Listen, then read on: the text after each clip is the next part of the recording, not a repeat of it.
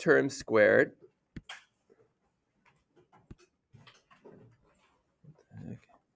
So x squared minus 1. You generated, well, in this case, it's a difference of squares. But the good thing when you do it with trig functions is these are conjugates, i.e. a difference of squares. So I'll get 1 minus cos squared. And the reason that's good is because that's a Pythagorean identity that equals sine squared. Okay?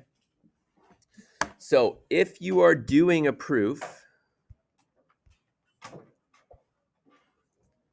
such as this,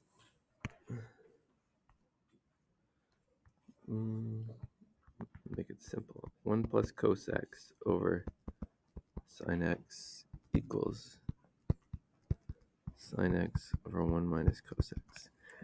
If you're doing a proof and either it starts out like this is fairly straightforward, but usually what happens is as you're going through, you get to this point. Now they look very similar. They have all the same functions. The only difference is you got sine on the bottom here, sine up here, and you got 1 plus cos x, and you have 1 minus cos x over here. You have a conjugate built in.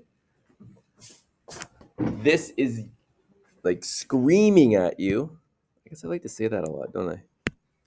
It's yelling at you. It's a big red light saying, use the conjugate trick, essentially. So you pick a side. It doesn't matter which side you do this to. We'll just do it to the left side, I guess. So I have 1 plus cos of x over sine of x. What you can do, what number can you multiply by that doesn't change anything? 1. So you multiply by 1, but it's a tricky one. You multiply by the conjugate. What's the conjugate of 1 plus cos x?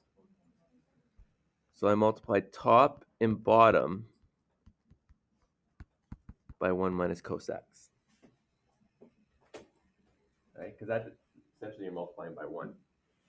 The top is now a difference of squares. What does 1 plus cos x times 1 minus cos x, become? 1 minus cos squared x over, don't multiply the sign in, just write it out like this. What's 1 minus cos squared? Sine squared.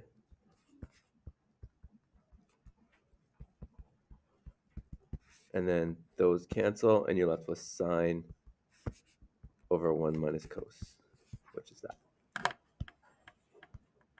Okay? So if you get to a point where it's basically you have conjugates on opposite side, but they're flipped, multiply one side, top and bottom, by the conjugate, and that will generate a Pythagorean identity, which then will turn into the trig function, which then will cancel. And you should get to the end of the proof. Okay? Yes? All right, I'm going to give you a couple to do, and then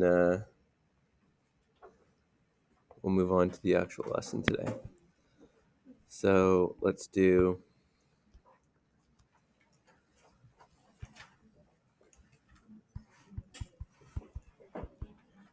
Oh, that's a little too... Oh, no, that'll work.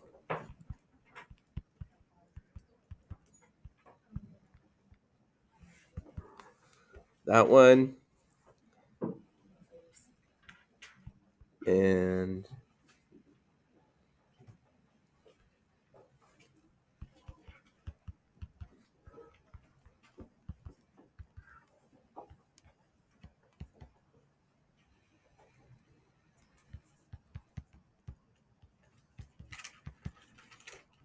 there we go. Those two, please.